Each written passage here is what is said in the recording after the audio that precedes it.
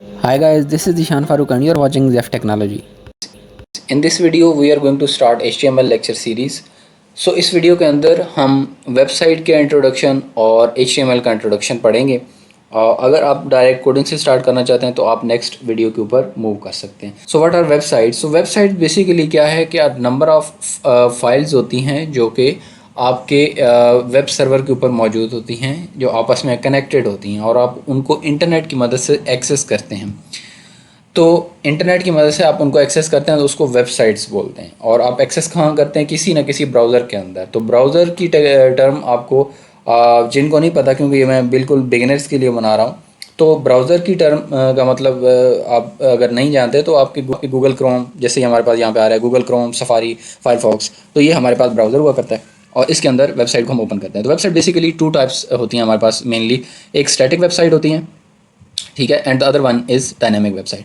So what is static website? Static means, static English का word है which means रुका हुआ, जिसके अंदर चेंजिंग नहीं हो रही, never changing, no database use. ये दो मेन चीज़ें इसके अंदर होती हैं। और इसको क्रिएट किस तरह से करते हैं? हम HTML को यूज़ करके, CSS को यूज़ करके और जावास्क्रिप्ट को यूज़ करके, ये तीन लैंग्वेजेस को हम यूज़ करते हैं और इस वेबसाइट को हम बनाते हैं। The other one is dynamic website. So dynamic which mean, dynamic word says that it's changing completely, continuously changing website. So it's continuously changing and it use database. So हम इसके अंदर HTML, CSS, JavaScript इन तीनों को तो use करते ही हैं। इनके अलावा हम डेटाबेस को एक्सेस करने के लिए हम इसके अंदर एक और लैंग्वेज भी यूज़ करते हैं विच इज़ PHP। सो आज के दौर के अंदर कोई भी स्टैटिक वेबसाइट आपको नहीं मिलती। हर वेबसाइट के अंदर डेटाबेस है, उसके अंदर कुछ ना कुछ डाटा जा रहा है या वहाँ से रिट्रीव होकर आ रहा है। तो फिर स्टैटिक वेबसाइट कहाँ? स्टैटिक पेजेस ज़रूर होते हैं। जैसे कोई भी वेबसाइट है, उसका कोई अबाउट अस का पेज है और उसके अंदर कुछ स्टैटिक इन्फॉर्मेशन लिखी हुई है कि we do this we provide these services. Contact us का पेज है, वहाँ पे बस आपको कॉन्टैक्ट की इन्फॉर्मेशन दी गई है, इसमें Gmail, contact number, this and that चीज़ें दी गई हैं जिनको कभी चेंज नहीं होना है, ठीक है। तो वो आपके स्टैटिक पेजेस कहला सकते हैं। तो मूव ऑन करते हैं HTML की तरफ। So what is HTML? तो HTML basically hypertext markup language है। HTML को स्टार्ट करते हैं और HTML को स्टार्ट करने के लिए कोई मल्टीपल आईडीज़ यूज़ होते हैं। आईडीज़ मतलब सॉफ्टवेयर जिनके अंदर कोड लिखा जा सकता है। फॉर एग्जांपल VS कोड है, तो फिलहाल हम VS कोड के ऊपर नहीं आ रहे, हम आसान और सादा रखते हैं इसको। आपके पास विंडोज 7 हो या 8 हो या 9 हो, आई मीन कोई भी आपके पास हो, 9 तो नहीं है, विंडो 10 और विंडो 11 हो, तो आप उसकी सर्च बार के अंदर आएँ और यहाँ पर लिखें note pad. So note pad को ओपन कर लें। तो इस नोट पैड के अंदर आप जो है HTML का कोड स्टार्ट कर सकते हैं। मैं इसको मिनिमाइज़ करता हूँ। हम एक फ़ोल्डर बना लेते हैं अपने पास, राइट क्लिक करें और न्यू के ऊपर आएँ और यहाँ पे फ़ोल्डर, और इसका नाम रख लेते हैं HTML फर्स्ट लेक्चर, ओके। और इस फोल्डर के अंदर हम एक HTML की फ़ाइल बनाना चाह रहे हैं। देखिए, आप कोई भी फ़ाइल बनानी है तो उसके लिए कोई ना कोई सॉफ्टवेयर ओपन करना पड़ेगा। नोटपैड बड़ा ही बेसिक सा सॉफ्टवेयर है जिसके अंदर प्रोफेशनल कोड नहीं करते। क्यों? इसके अंदर कोई कोडिंग की सजेशन नहीं मिलती, लेकिन ये बिगनर्स के लिए बहुत ही यूज़फुल है। इसके अंदर आप कोड करेंगे तो आपको कोड भूलेगा नहीं, याद रहेगा। स्टार्ट करते हैं। तो जैसे कोई भी लैंग्वेज है ना, ह्यूमंस की लैंग्वेज, उसके अंदर अल्फ़ाबेट्स हुआ करते हैं। इंग्लिश के अंदर ABC and this and that. तो इसी तरह HTML की लैंग्वेज के अंदर टैग्स हैं, ठीक है, और उनको मतलब हम टैग्स बोलते हैं। जैसे अल्फ़ाबेट हैं ABC, अब उसको लिखने का एक स्पेसिफिक वे है। कोई भी टैग आपने लिखना है तो आप एंगल ब्रैकेट स्टार्ट यानी लेस देन का साइन लगाते हैं, उसके बीच में जो भी टैग का नेम है, मल्टीपल टैग्स हैं और उनके मल्टीपल नेम्स हैं। बिल्कुल ह्यूमन की लाइफ की एग्जांपल ही नहीं है। ह्यूमन की लाइफ के अंदर क्या है कि ह्यूमंस के नेम होते हैं। सिमिलरली HTML की जो एक दुनिया है उसके अंदर HTML के टैग्स के नेम हैं। तो यहाँ पे जो भी कोई टैग होगा उसका नेम होगा। तो फर्स्ट जो टैग है जो हम HTML के अंदर लिखते हैं उसका नाम है HTML, ठीक है। अब ह्यूमंस के अंदर क्या है? ह्यूमन के अंदर पेरेंट होता है और पेरेंट के फिर चाइल्ड होते हैं और उनके फिर चाइल्ड होते हैं, यानी ग्रैंड चाइल्ड या ग्रैंड पेरेंट्स होते हैं ह्यूमन के दुनिया के अंदर। इसी तरह HTML की दुनिया के अंदर भी पेरेंट टैग होता है, फिर चाइल्ड टैग होता है, फिर सिबलिंग टैग्स होते हैं, फिर उनके ग्रैंड चाइल्ड टैग होते हैं और ग्रैंड पेरेंट भी मौजूद होते हैं। इसी तरह सबका जो पेरेंट HTML के अंदर है वो HTML का टैग है। तो टैग को स्टार्ट मैंने आपको बताया कि लेस देन का साइन से करते हैं, उसके बाद टैग का नेम आ जाता है और उसके बाद ग्रेटर देन का साइन। तो ये हमारा स्टार्टिंग टैग बन जाता है। इट मीन्स इसका कोई क्लोजिंग टैग भी होगा तो सिमिलर होता है। हमने स्टार्टिंग टैग को कॉपी किया और इसके नीचे पेस्ट कर दिया, तो हमारे पास ये अभी तक दोनों स्टार्टिंग टैग हैं। फ़र्क कैसे होगा? हम क्लोजिंग टैग से के नेम से पहले फॉरवर्ड स्लैश लगा देंगे। अब ये स्टार्टिंग टैग है और ये इसके साथ क्लोजिंग टैग है।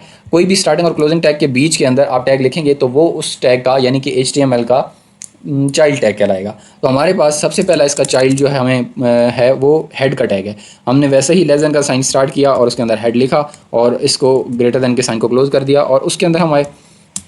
तो अब ये मैं स्पेस दे के इसलिए लिख रहा हूँ ताकि इंडेंटेशन रहे, कोड साफ रहे, वरना मैं एक ही लाइन में लिखता जाऊँगा कोड और कोड बड़ा होता जाएगा और उसकी रीडेबिलिटी खत्म हो जाएगी, उसको पढ़ना मुश्किल हो जाएगा। तो बेहतर प्रैक्टिस ये होती है कि पेरेंट का टैग लगाएं और जो उसका चाइल्ड टैग होगा उसको स्पेस दे के आगे लिखें।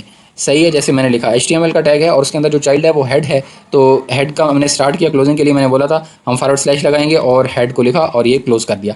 तो ये हमारा क्लोजिंग टैग हो गया। हेड के टैग को फिलहाल हम इतना ही रखेंगे, इसके अंदर मल्टीपल टैग्स और भी आते हैं जिनका स्पेसिफिक पर्पस होता है, बट इस वीडियो के अंदर हम उसको डिस्कस नहीं कर रहे। हम मेनली बॉडी की तरफ मूव करेंगे और इसका अदर टैग है बॉडी। तो बॉडी बनानी थी, बॉडी के नाम का टैग है हम इसके अंदर। और यहाँ पे एक और सिमिलरिटी नज़र आ रही है ह्यूमंस की लाइफ के साथ इसकी। देखें ह्यूमन क्या होता है कि पहले हेड होता है और फिर बॉडी होती है ह्यूमन की।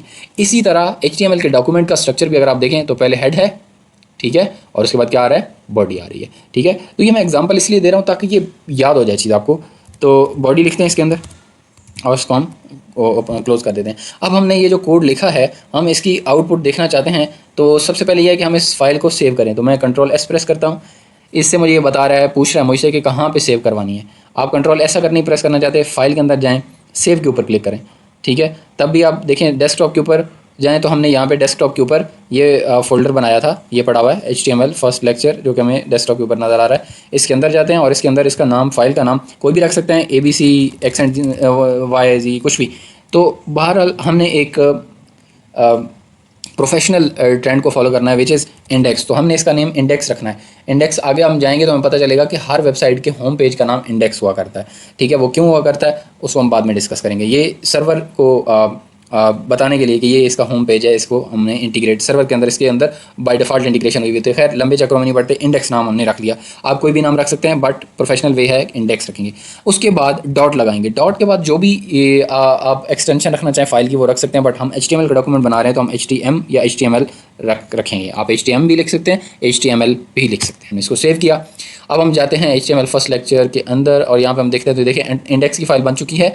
और अगर आप देखें तो इसने साथ ही गूगल क्रोम का आइकन लगा दिया। मैं इसको डबल क्लिक करता हूँ तो इसने ओपन भी किस में किया है, गूगल क्रोम के अंदर किया है। अब इसको कैसे पता चला कि मैंने HTML की फ़ाइल बनाई है और HTML जो है वो गूगल के अंदर ओपन होगी क्योंकि वो वेब फाइल है। इसने मुझे VLC के अंदर क्यों नहीं ओपन करवाया, इसने मुझे इमेज व्यूअर के उसके अंदर क्यों नहीं ओपन करवाया, इसको कैसे पता चला? तो ये होती है एक्सटेंशन।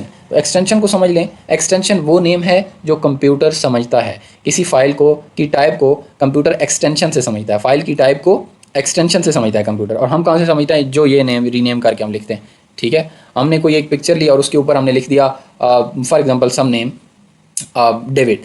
तो डेविड की जो पिक्चर है उसके अंदर हमने किसी और शेक्सपियर की पिक्चर डाल दी हो और नाम हमने डेविड लिख दिया, तो उससे वो चेंज तो नहीं हो जाएगी।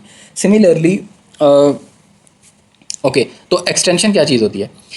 एक्सटेंशन वो नेम होता है जिससे कंप्यूटर किसी भी फाइल की टाइप को समझता है कि उसने वो फाइल ब्राउज़र के अंदर, गूगल क्रोम के अंदर ओपन करनी है या इमेज व्यूअर के अंदर ओपन करनी है या वीडियो के अंदर ओपन करनी है। अगर एक्सटेंशन, यानी कि एक्सटेंशन क्या चीज़ होती है, मैं क्लिक करता हूँ, राइट क्लिक करता हूँ, किसी भी फाइल पर आप राइट क्लिक करते हैं, प्रॉपर्टीज़ में जाते हैं, तो फाइल टाइप के अंदर आपको डॉट के साथ जो नेम मिलेगा ना, वो नेम उसकी एक्सटेंशन होगा। जैसे यहाँ पर क्या आ रहा है, .html। तो .html मीन्स कि ये HTML की फ़ाइल है और इसको कंप्यूटर ने कहाँ ओपन करना है, किसी न किसी ब्राउज़र के अंदर ओपन करना है। हमारे पास गूगल क्रोम डिफ़ॉल्ट ब्राउज़र है तो वो इसको इसके अंदर ओपन करेगा बाय डिफ़ॉल्ट। तो अगर आपके पास इमेज है, अगर आप इमेज के ऊपर राइट क्लिक करें, प्रॉपर्टीज़ में जाए तो उसमें आपको यहाँ पे क्या मिलेगा, .jpg, .png, यानी इमेज की एक्सटेंशन मिलेंगी। अगर वीडियो है, राइट क्लिक करके प्रॉपर्टीज़ में जाएंगे, आपको यहाँ पे .mp4, ठीक है, .mkv, सिमिलरली .webpg। तो इस तरह की आपको एक्सटेंशन मिलेंगी। तो एक्सटेंशन उम्मीद है आप समझ गए होंगे कि वो नेम है एक्सटेंशन या फाइल टाइप जिससे कंप्यूटर समझता है कि उसने उस फाइल को किस सॉफ्टवेयर के अंदर ओपन करना है और उसकी टाइप क्या चीज़ है। ओके, सो हम फर्दर मूव करते हैं। हम इसको डबल क्लिक करते हैं और ओपन करते हैं। यहाँ पर हम देखते हैं तो हमें खाली बॉडी मिल रही है, बॉडी के अंदर कुछ भी नहीं है। तो बिल्कुल ऐसा ही है, हमने बॉडी की स्टार्टिंग टैग लगाया था, क्लोजिंग लगाया था, लेकिन उसके बीच में तो कुछ कॉन्टेंट हमने डाला ही नहीं, ठीक है। कंटेंट भी डालेंगे, लेकिन मुझे ये बॉडी का कलर वाइट दिख रहा है। मैंने अगर बॉडी का कलर चेंज करना है तो व्हाट विल आई डू? तो देखें, बॉडी का कलर मैंने चेंज करना है, सही है। अब जैसे यहाँ पे एक और ह्यूमन की लाइफ के साथ इसकी मिलती जुलती बात एक मिल रही है हमें कि ह्यूमन्स के हमने बोला था नेम है, for example Ali is a name, ठीक है। अली की कोई ना कोई प्रॉपर्टी हो सकती है। अली का कलर है, अली की एक हाइट है 5 feet 6 feet and this and that. तो बॉडी भी एक नेम है टैग का और बॉडी की भी एट्रीब्यूट्स होंगे। अब एट्रीब्यूट क्या चीज़ है? Properties attributes are synonyms.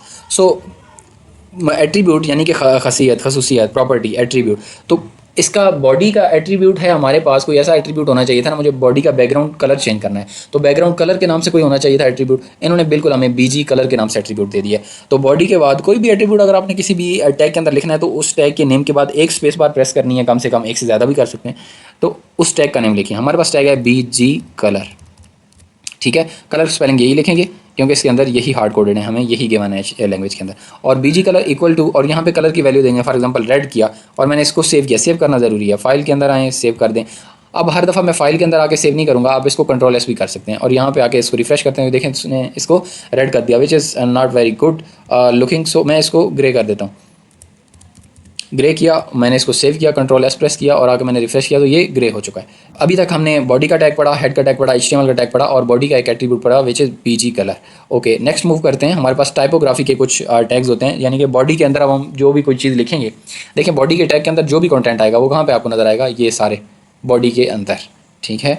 हम आए यहाँ पे और हमने बॉडी के टैग के अंदर बॉडी के चाइल्ड बनाना शुरू करने थे। तो उसके लिए हम टैब का फासला देंगे और एक और टैब का फासला दे देंगे ताकि उसके चाइल्ड को आगे लिखा जा सके। अब देखें, आपने कोई भी ऐसे लिखना है या कोई भी ब्लॉग पोस्ट करना है या कोई भी चीज़ लिखनी है तो उसकी कोई ना कोई हेडिंग हुआ करती है। तो हेडिंग का टैग हमने लगाना था। तो हेडिंग का लफ्ज़ एच से स्टार्ट होता है, तो HTML ने हमें एच के नाम से टैग दे दिया है और उसमें हमें HTML ने टाइप्स भी प्रोवाइड कर दिए हैं कि फर्स्ट हेडिंग होगी तो काफ़ी बड़ी होती है फर्स्ट हेडिंग, और दूसरी हेडिंग होती है तो वो सब हेडिंग होती है, वो H2, इसी तरह 3, 4, 5। तो H1 हमने स्टार्ट किया, यानी H से हेडिंग और 1 से मीन्स फर्स्ट हेडिंग, और हमने H1 को क्लोज़ कर दिया यहाँ पे। इसके अंदर हम जो भी लिखेंगे, लाइक मैं लिखता हूँ वेलकम टू HTML, इसको हम सेव करते हैं और आगे रिफ़्रेश करते हैं तो वेलकम टू HTML हमारे पास यहाँ पे लिखा हुआ आ गया। सही है। इस तरह चलते हैं आगे कि मुझे अब देखें ये इंग्लिश है तो लेफ़्ट साइड से स्टार्ट होती है, तो ये इसने बाय डिफ़ॉल्ट लेफ़्ट रखा है। हमारे पास अब कोई ना कोई ऐसा H1 का एट्रीब्यूट होना चाहिए था जो इसकी अलाइनमेंट को लेफ़्ट से सेंटर कर दे, सेंटर से राइट कर दे। तो H1 का हमें HTML ने वाकई में एट्रीब्यूट प्रोवाइड कर दिया और उसका नेम भी क्या रखा, अलाइन, ताकि हमें भूले नहीं। अलाइन इंग्लिश का वर्ड है, अलाइनमेंट उससे निकला है अलाइन, इक्वल टू और डबल कोटेशन डालने हैं और उसके अंदर वैल्यू लिखनी है एट्रीब्यूट की। तो अलाइन के एट्रीब्यूट का नाम लिखते हैं सेंटर। तो हमने सेंटर लिखा और इसको हमने सेव कर दिया। सेव किया तो हमारे पास उसने जो भी H1 के अंदर टेक्स्ट था उस सारे को उठा के सेंटर में भेज दिया। ठीक है, तो it's very easy. HTML computer की जितनी भी लैंग्वेजेस हैं उन सब में से सबसे ज़्यादा आसान लैंग्वेज समझी जाती है और ये आप करेंगे अपने हाथ से तो आपको बहुत ही ईजी लगेगी। इसी तरह H2 का टैग भी आता है, H3 का, 4। फ़र्क क्या आता है, इनके साइज़ में फ़र्क होता है। H1 है, अभी इसके नीचे मैं इसी टैग को कॉपी करता हूँ और इसके बाद हम पेस्ट कर देते हैं और सिर्फ क्या चेंज करते हैं, H1 से H2 कर देते हैं। याद रखें आप इसको स्टार्टिंग टैग जो है जो H2 है तो क्लोजिंग भी H2 ही रखें।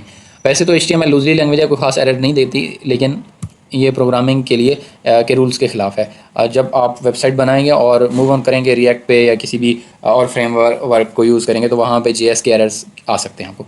वेलकम टू HTML H1 के अंदर लिखा हुआ है, वेलकम टू HTML H2 के अंदर लिखा हुआ है, तो आपको फ़र्क नज़र आ रहा है कि ये इनके साइज़ के अंदर फ़र्क है।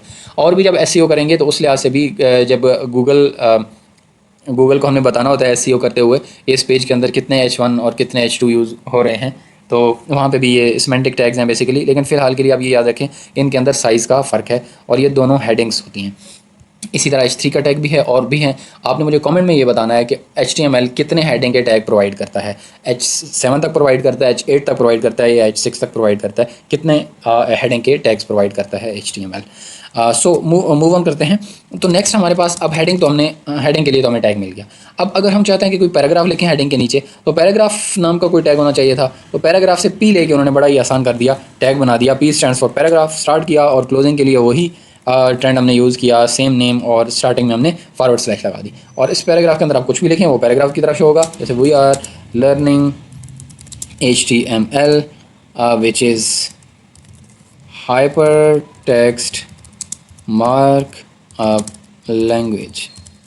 ओके, तो हमने इसको सेव किया और इसको रिफ़्रेश किया तो आप देख सकते हैं कि हेडिंग के अंदर और पैराग्राफ के अंदर वाज़िया डिफरेंस है। We are learning HTML hypertext markup language, बिल्कुल पैराग्राफ की तरह ही शो हो रहा है और ये भी लेफ्ट साइड से ही स्टार्ट हो रहा है। अब मुझे कुछ बड़ा पैराग्राफ इसके अंदर डालना है, तो मैं यहाँ पे लिख देता हूँ व्हाट इज़ HTML। ओके, तो इसने मुझे कुछ टेक्स्ट दे दिया है, मैं ये कॉपी करता हूँ और आके हम इसको अपने P के पैराग्राफ के अंदर पेस्ट कर देते हैं। ओके, तो इसको थोड़ा सा अलाइन कर देते हैं। Okay,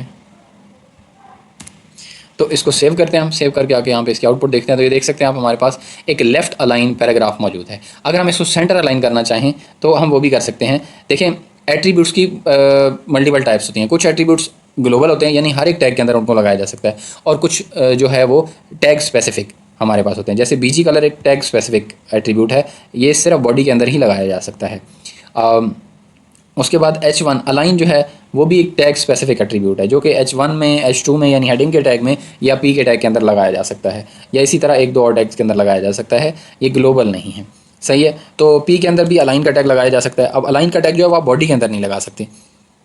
align equals to centre कर देते हैं, ठीक है। इसको सेव करते हैं, तो अभी हमारे पास जो टैग आएगा वो एक सेंटर अलाइन टैग होगा। सो अगर हम यहाँ पे देखें तो ग्रे बैकग्राउंड है और ऊपर डार्क कलर आ रहा है, तो ये कुछ ज़्यादा क्लियर नहीं है। तो इसको अगर क्लियर करना चाहें और मैं टेक्स्ट का कलर भी चेंज करना चाहूँ, तो बॉडी का हमने पहले कलर ग्रे किया है, अब मैं बॉडी का कलर, बॉडी के टेक्स्ट का कलर जो है वो वाइट करना चाह रहा हूँ या कुछ और करना चाह रहा हूँ। तो यहाँ पे हमें टेक्स्ट के नाम से प्रॉपर्टी या एट्रीब्यूट दे दिया गया है, तो हमने स्पेस दिया, टेक्स्ट लिखा इक्वल टू डबल कोट के अंदर वाइट कर देता हूँ। Let's see after saving this, और इसको हम रिफ्रेश करते हैं तो देखें इसने वाइट कर दिया, which is looking good more than the black colour. So हमने यहाँ पे ये भी देख लिया कि एक टैग के अंदर मल्टीपल एट्रीब्यूट्स कैसे लगाए जा सकते हैं। जस्ट आपने वही स्पेस देना है और जितने एट्रीब्यूट है आपने लगाते चले जाना है। तो हमने अभी तक H1 H2 के टैग देखे और इसके ऊपर हमने असाइनमेंट भी आपके लिए दी कि आप कमेंट के अंदर बताएंगे कि कितनी तरह के हेडिंग के टैग और एग्जिस्ट करते हैं हमारे पास। सिमिलरली P का टैग हमने पढ़ा, P का टैग जो है वो पैराग्राफ है। देखें, अब टाइपोग्राफी के अंदर ना, अगर हमने कोई पैराग्राफ लिखना है और पैराग्राफ के अंदर हम चाहते हैं कोई स्पेसिफिक वर्ड जो है उसको हम बोल्ड करके दिखाएं। जैसे मैं चाहता हूँ कि HTML जो इसके अंदर है ना, ये बोल्ड दिखना चाहिए ताकि इसके ऊपर ज़रा फोकस हो। तो बोल्ड वर्ड से हमने B ले लिया और B को ही क्लोज़ करवा दिया, यानी कितना आसानी कर दी हमने। बोल्ड से B लेके हमने टैग बना दिया, सेव किया और आके हम ज़रा अभी देखें HTML कैसा दिख रहा है। अभी इसके ऊपर अप्लाई नहीं हुआ, रिफ्रेश करते हैं, अभी अप्लाई हो चुका है। तो बाकी का टेक्स्ट देखें तो वो नॉन बोल्ड है और HTML इसके अंदर बोल्ड आ रहा है। सिमिलरली अगर मुझे हाइपर टेक्स्ट मार्कअप लैंग्वेज इस सारे को इटैलिक करना हो, इटैलिक I से स्टार्ट होता है, तो I के नाम का टैग हमारे पास अवेलेबल है। हमने स्टार्ट किया और इसके बाद हम आके क्लोज़ कर देते हैं। हमने इसको क्लोज़ किया, सेव किया, और अभी आके हम इसकी अगर आउटपुट देखें तो आप ये देख सकते हैं hyper text markup language italic style के अंदर आ रहा है और बाकी सारे नॉर्मल चल रहे हैं। और अगर मैं चाहूँ कि हाइपर टेक्स्ट मार्कअप लैंग्वेज के नीचे लाइन आ जाए, यानी ये अंडरलाइन हो जाए, तो अंडरलाइन U से स्टार्ट होता है ना, अंडरलाइन का वर्ड, तो U के नाम का टैग बना दिया। अब U हम लिखेंगे स्टार्ट और इसके बाद क्लोज़ कर देंगे, ठीक है। और इसको हमने सेव किया और यहाँ पे आके हमने इसका आउटपुट देखी, तो देख सकते हैं आप यहाँ पे अंडरलाइन हो चुका है। तो बहुत ही आसान लैंग्वेज है, बहुत ही काम के टैग्स हैं इसके अंदर और बहुत ही इजीली हम उनको परफॉर्म कर सकते हैं। अब सिमिलरली अगर मुझे कुछ एरिया, जैसे हम बुक के अंदर पढ़ रहे हैं और स्पेसिफिक लाइन हमें बहुत कैची लगी है और हम उसको हाईलाइटर से, येलो हाईलाइटर से मार्क करना चाह रहे हैं, तो वो भी फंक्शनलिटी HTML हमें प्रोवाइड करती है। फॉर एग्जांपल इसके अंदर कोई स्पेसिफिक लाइन, फॉर एग्जांपल मैं चाहता हूँ these tags are use to this line को मैं मार्क करना चाह रहा हूँ, तो मुझे दीज लाइन यहाँ से मार्क करना स्टार्ट करना चाहता हूँ, तो मार्क के नाम का हमें टैग प्रोवाइड किया गया है और जहाँ तक मार्क करना है, एंड तक करना है, तो मैंने इसको मार्क लिखा और इसको क्लोज़ कर दिया, सेव किया, और अब हम यहाँ पे आके देखते हैं तो ये मार्क हो चुका है। So it's very easy and very interesting as well. आगे बढ़ते हैं, और अगर मैं ये चाहूँ कि इट डिफाइंस, यहाँ से ये नेक्स्ट लाइन के अंदर आ जाए इट डिफाइंस के बाद, तो मैं यहाँ पे आऊँ और मैं इट से पहले एंटर करूँ, इसको नीचे कर दूँ, सेव करूँ और आके देखूँ, तो इस तरह से ये इसके ऊपर लाइन ब्रेक अप्लाई नहीं होती। तो ये तो इशू है, इस इशू का हल हमें HTML ने प्रोवाइड किया। उसने बोला लाइन ब्रेक करनी है, नो इशू। ब्रेक नाम का कोई टैग होना चाहिए था, उसने बोला ब्रेक पूरा क्या लिखोगे, BR ही लिख दो, दैट वुड बी इनफ। सो इनको बेशक एक ही लाइन में रहने दो और इनके नाम से पहले BR लिख दो। तो BR का टैग है, इसको सामने स्टार्ट किया और इसको हम क्लोज नहीं करेंगे, क्यों? क्योंकि ये एक सेल्फ क्लोजिंग टैग है। अभी तक जो भी हमने टैग्स पढ़े थे हमने उनको स्टार्ट किया, क्लोज किया, स्टार्ट किया, क्लोज किया, but this one is a self closing tag. So this is also a type of tag. So two types के टैग अभी तक हमने देख लिए। स्टार्टिंग क्लोजिंग वाले टैग एक टाइप है और the second one is self closing tag. So self closing tag को भी इसी तरह लिखा जाता है, इजी बस टैग लिखेंगे। फ़र्क ये होगा उसके नाम के बाद में फॉरवर्ड स्लैश आएगा। नॉर्मल जो भी हमने टैग लिखे हैं, फॉर एग्जांपल बी का लिखा है, बी को स्टार्ट किया है और बी को क्लोज करते हुए हमने उसके नाम से पहले फॉरवर्ड स्लैश लगाई है। इधर हम नाम के बाद फॉरवर्ड स्लैश लगा रहे हैं। दैट्स इट, हमने एक बी आर लगा दिया और मैं इसको सेव करता हूँ। सेव करने के बाद हम आके इसको रिफ्रेश करते हैं तो आप देख सकते हैं इट डिफाइंस के बाद ये नीचे वाली लाइन के अंदर आ चुका है। सही है। और क्योंकि ये सेंटर अलाइन है तो उसने सेंटर अलाइन कर दिया। मैं इसको सेंटर अलाइन हटा देता हूँ ताकि कोई कन्फ्यूजन ना हो आपको। तो हम यहाँ से अलाइन लेफ़्ट कर देते हैं इसको। बाय डिफ़ॉल्ट लेफ़्ट ही होता है, वैसे आप लेफ़्ट ना भी रखें तो अलाइन का एट्रीब्यूट हटा दें तो वो लेफ़्ट ही हो जाएगा। अब यहाँ से देखें HTML दिस वेब पेजेस और इट डिफाइन से वो नीचे वाली लाइन के अंदर आ चुका है। क्यों? क्योंकि हमने यहाँ पे BR का टैग लगा दिया। अब मुझे अगर चाहिए कि ये मल्टीपल लाइन ब्रेक कर दे तो फिर मैं क्या करूँगा बताइए? जी बिल्कुल, आप सही सोच रहे हैं। हम यहाँ पे एक और BR लगा देंगे और अगर हम जितने मर्जी लाइन ब्रेक करना चाहें उतना मर्जी हम यहाँ पे BR लगाते जाएंगे और हमारी लाइन ब्रेक होती चली जाएगी। So for now this is all. Next lecture के अंदर हम मज़ीद पढ़ेंगे कि इसके अंदर और कौन से टैग्स हैं और उनको किस तरह से यूज़ किया जा सकता है। सबसे पहले हमने VS कोड को टाइप करना है अपने गूगल क्रोम ब्राउज़र के अंदर। फर्स्ट लिंक के ऊपर क्लिक करेंगे और इंस्टॉल कर लेंगे विंडो के लिए, क्योंकि मेरे पास विंडो चल। डाउनलोडिंग स्टार्ट हो चुकी है। कुछ सेकंड्स के अंदर ये हमारे पास पीसी के अंदर डाउनलोड हो जाएगी। गाइस ये मेरे पास डाउनलोड हो चुकी है। अब मैं डबल क्लिक करके इसको इंस्टॉल कर लूँ। यहाँ पे हम आई एक्सेप्ट द एग्रीमेंट के ऊपर क्लिक करेंगे। नेक्स्ट नेक्स्ट नेक्स्ट और यहाँ पे हम सारे आइकन चेक कर लेंगे। नेक्स्ट नेक्स्ट इंस्टॉल कर लेंगे हम इसको। It will take some time. तो गाइस ये इंस्टॉल हो चुका है और मैं इसको लॉन्च नहीं करना चाहता तो मैं यहाँ से अनचेक कर लूंगा और फिनिश के ऊपर क्लिक करूंगा। हमारे पास ये अब इंस्टॉल हो चुका है और डेस्कटॉप के ऊपर इसका आइकन मौजूद है। मैं डबल क्लिक करके इसको ओपन करूंगा। सो गाइस जैसे ही ओपन होगा हमारे पास कुछ इस तरह का व्यू होगा। अब अगर हमने न्यू फाइल बनानी है तो Ctrl+N प्रेस करेंगे या फिर न्यू फाइल के ऊपर क्लिक करेंगे। ये हमसे पूछेगा कि किस तरह की फाइल बनानी है। मैं HTML लिखता हूँ और एंटर के ऊपर क्लिक करता हूँ। ये पूछ रहा है कि किस जगह पे हमने अपनी फाइल को सेव करवाना है। तो मैं डेस्कटॉप के ऊपर ही सेव करवाना चाहता हूँ और फाइल का नाम first.html रख देते हैं। हमारे पास first.html का पेज बन चुका है। अब इसके अंदर हम HTML का कोड कर सकते हैं। और गाइज यहाँ पे आपको बताते चलूं कि VS कोड हमें एमिट प्रोवाइड करता है। फॉर एग्जांपल आपने शिफ्ट के साथ 1 प्रेस किया तो हमारे पास ये देखें एमिट एब्रीविएशन आ चुका है। एंटर करेंगे हम तो हमारे पास ये कोड रिटर्न फॉर्म में आ जाएगा। तो गाइज इस तरह से इसको इंस्टॉल करते हैं। HTML के अंदर किस तरह से हम इमेज के फाइल को अटैच कर सकते हैं और इमेज की फाइल को हम HTML के पेज के अंदर दिखा सकते हैं और वीडियो की फाइल को किस तरह से दिखा सकते हैं और ऑडियो की फाइल को किस तरह से दिखा सकते हैं। हम 3 पेजेस बनाएंगे। एक के अंदर हम इमेज को दिखाएंगे, एक के अंदर हम ऑडियो को दिखाएंगे और एक के अंदर हम वीडियो को दिखाएंगे। और फिर हम इस लेक्चर के एंड के ऊपर हम ये भी देखेंगे कि किस तरह से हम HTML के अंदर मल्टीपल पेजेस को आपस के अंदर अटैच कर सकते हैं। जैसा कि हम वेबसाइट के ऊपर जाते हैं और देखते हैं कि होम का एक पेज होता है और एक अबाउट का और एक कॉन्टैक्ट का। अबाउट के ऊपर क्लिक करते हैं तो अबाउट के पेज के ऊपर चले जाते हैं। कॉन्टैक्ट के ऊपर क्लिक करते हैं तो कॉन्टैक्ट के पेज के ऊपर चले जाते हैं। फिर वापस अगर होम के ऊपर क्लिक करते हैं तो वापस वहाँ पे भी आ जाते हैं। तो किस तरह से ये लिंकिंग होती है, किस तरह से ये कनेक्टिविटी होती है, हम इसको भी देखेंगे। तो लास्ट टाइम हमने गाइस देखा था कि किस तरह से H1 का टैग काम करता है, पैराग्राफ के टैग काम करते हैं और टाइपोग्राफी किस तरह से वर्क करती है। और BG कलर को हमने यूज़ किया, मार्क को यूज़ किया। सिमिलरली आप हमारे साथ बने रहिए और लेक्चर्स देखते रहिए ताकि आपको HTML सही से आ जाए।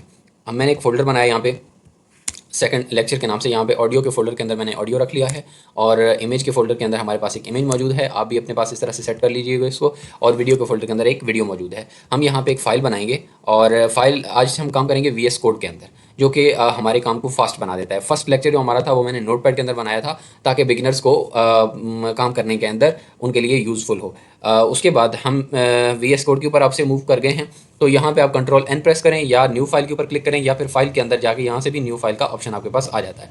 आप न्यू फाइल के ऊपर जाएंगे, यहाँ पे आपको बताना होगा कि फाइल की टाइप क्या है, HTML है। तो एंटर करेंगे हम यहाँ पे तो ये पूछेगा कि आपको फाइल कहाँ पे सेव करना है। तो मुझे डेस्कटॉप के ऊपर और सेकंड HTML लेक्चर ट्यूटोरियल के फोल्डर के अंदर करना है इसको सेव। तो मैं यहाँ पे लिखता हूँ इमेज।